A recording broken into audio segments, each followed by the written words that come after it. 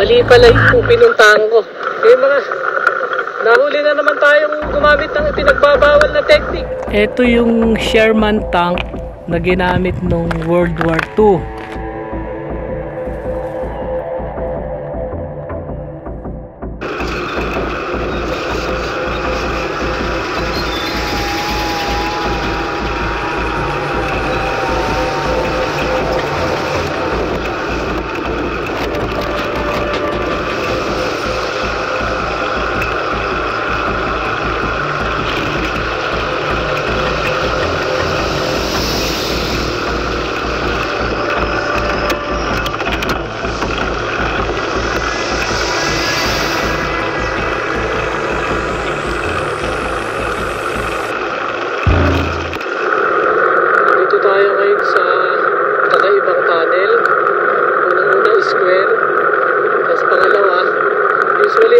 Sa tunnel sa start tsaka sa end.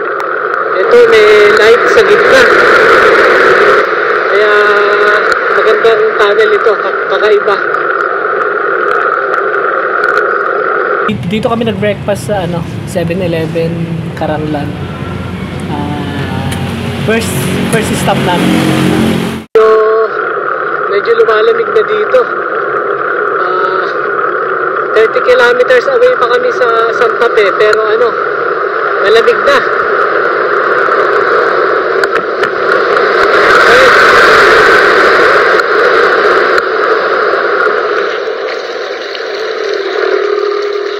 Tapos, tsaka masusot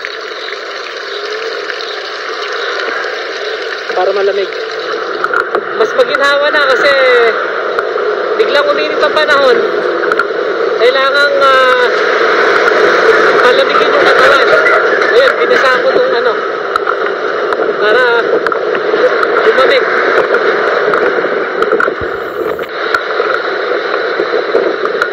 Mapapansin ninyo, tumatakbo ako ng 6. Pati yung mga truck nahihirapan. Tumatakbo yata ng 8.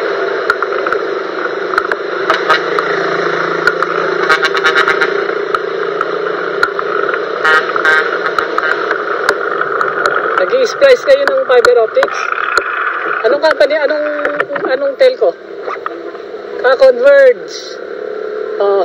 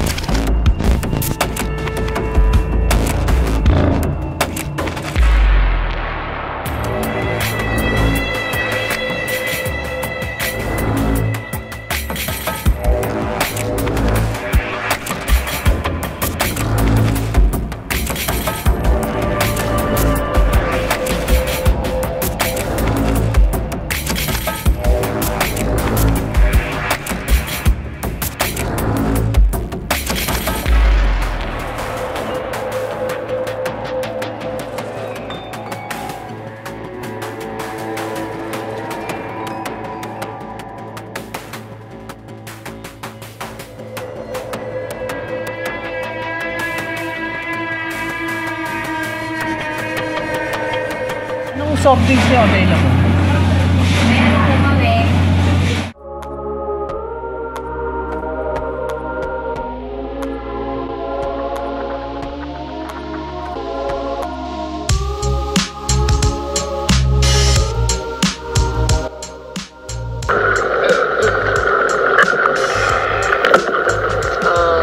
Before 1 o'clock, nag-ride out na kami. After lunch, naka-edit ng konti, nakapag-coffee. That's it. Mali pala yung pinuntahan ko. Ito pala yung tamang daan. Buti alam ni Jones. Sandali ha. Ito yung papunta ako ng Imugan eh. Ito.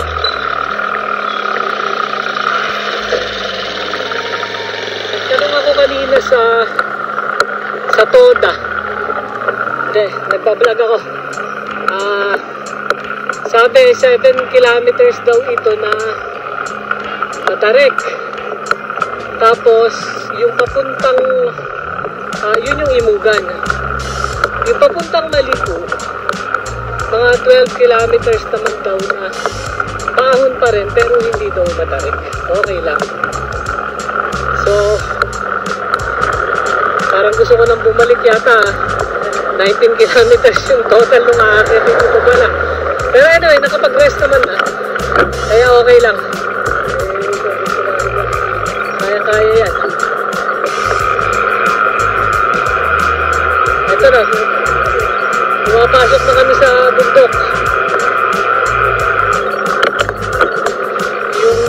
Tinignan ko yung gradient nung sinasabi nilang climb. 8% to 12%. Kaya pala mahirap talaga. Ano eh. Nag-water break muna. Pag-analyze lang ng lactic acid sa legs.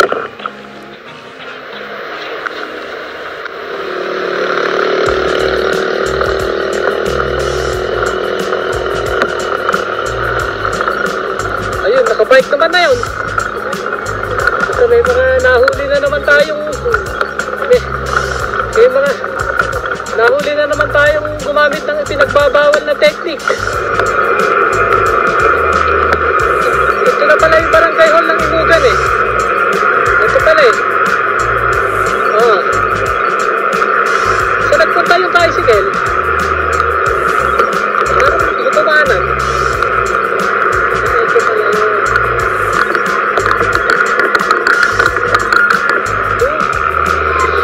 Ito, tindahan. Bili tayo ng ano. So, bumili kami ng tubig dito sa tindahan dito sa may Imugan. At pagkakamping na kami sa Maliko. Para gumaan naman yung bike ko. Kay Jones nilagay yung mga tubig. Ayan. Kasi masyado ako lugi, napakagaan ng bike niya eh. Sa akin napakabigat eh.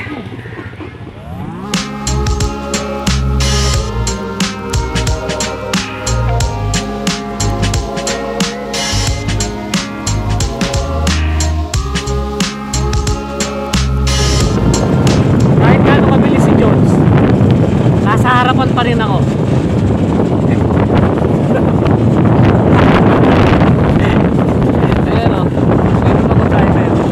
Sumakay ako ng tricycle 10 kilometers away from to Maliko. At hinahabol ko sana ng ano, bago dumili makapag-set up kami ng tent. Hindi ko kayang bilisan yung bike dahil mabigat yung dala-dala ko.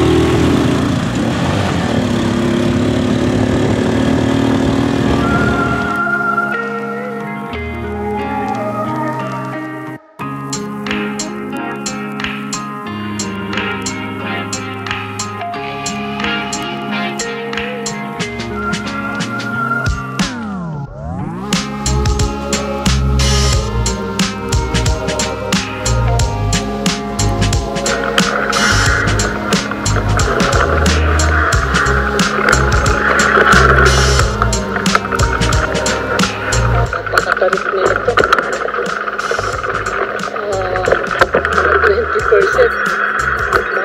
20, baka 30% pa to. Hindi lang halata sa ano, hindi lang halata sa camera, pero nakapreno yung bike. Okay itong shoes ko rito eh, kaya yung shoes mo kasi hindi pang ganito eh, pang bike packing tong shoes ko eh. Yung sa'yo, pang karera eh. Itong sa akin yun. Tsaka masarap sa paa pang sa shoes ko.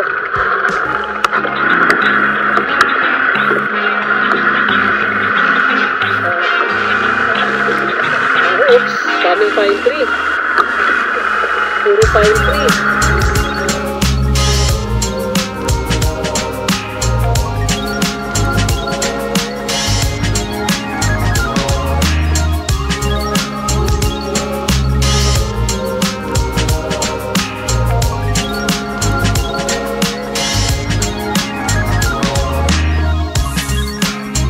Dito ako ngayon sa loob ng ano ba to?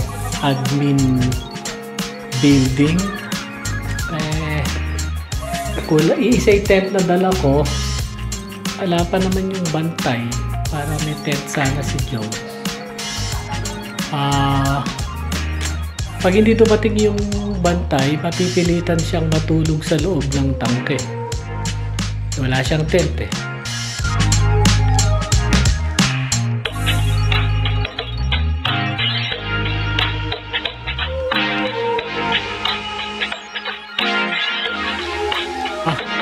Ito yung Sherman tank na ginamit nung World War II, na kaya pala hindi nakaalis dito na flat, hindi nila na vulcanize, kaya naiwanan. So lahat ng mga tangke pa lang napaplat nung araw na iniiwanan nila dito sa Pilipinas.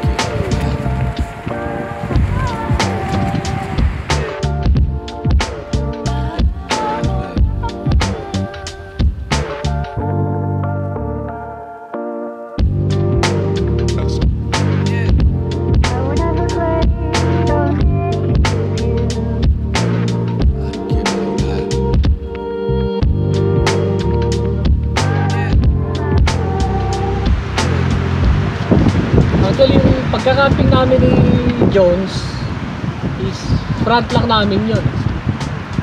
Ang totoong kakay namin dito yung ginto. Maghuhukay talaga kami. Kailangan hindi lang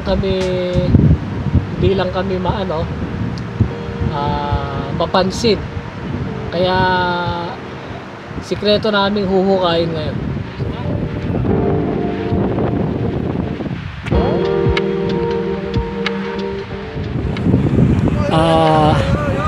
Meron kaming malaking problema ni Jones. Kasi ang itinuturo nung rod kung saan nakabaon yung ginto nasa ilalim ng tangke. Hindi namin kayang itulak. Sinubukan namin kanina So palagay ko babalik na lang kami para ma-figure out kung paano kukuhanin yung ginto sa ilalim ng tangke.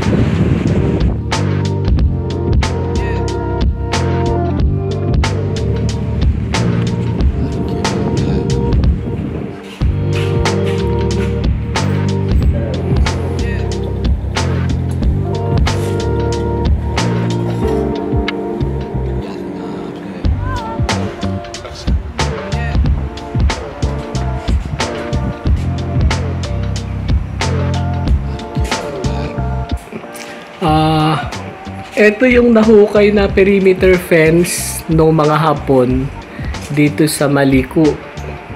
Ayan Etong spiral na to yung nakabaon sa lupa. Tapos ang kagandahan sa design na to, hindi nila kailangang pukpukin. Papaikutin lang nila kusang babaon.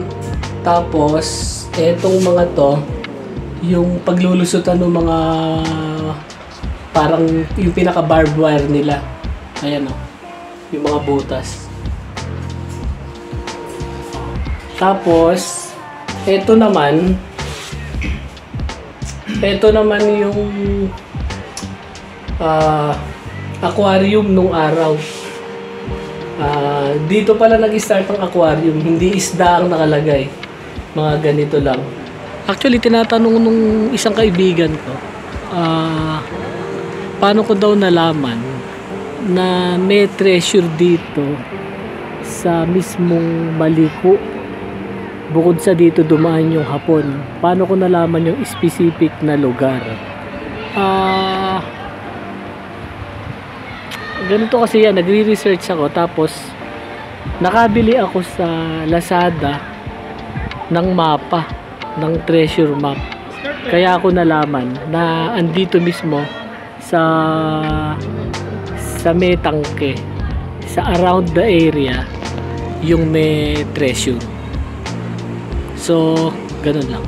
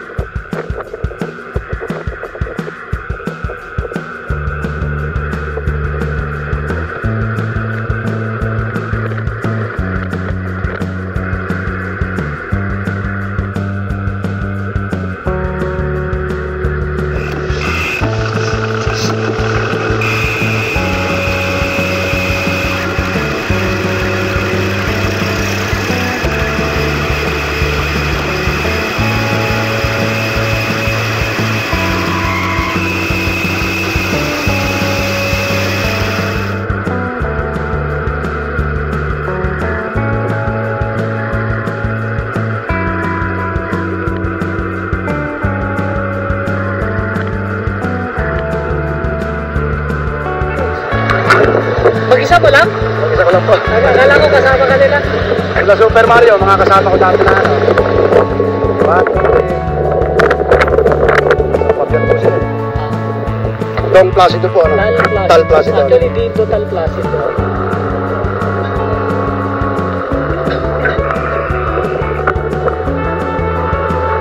Thank you! So, stop muna kami dito. Nakakita kami ng tindahan. May ano naman, may tindang saging. Tsaka kailangan palamigin namin yung preno namin eh. Hindi na pa nakapreno. Nawawala kami ng preno. Actually si Jones, ako meron pa eh. Walang problema, naka-face brake ako eh. Nilalagyan mo ba ng design? Sige nga. Wow, okay ah. Dalawa? Lalagyan natin pa sa apat ang lalagyan natin Para matibay? Oo. Ilan na yan? 4 naman ah. Kala ko tatlo lang. 4. Okay. So, ganun kasimple yung buhay ng mga tao dito. Yung mga bata, ganun lang, may lupa, yun lang ang mga laruan, hindi kagaya yung nasa bayan, di ba, mga high-tech mga laruan.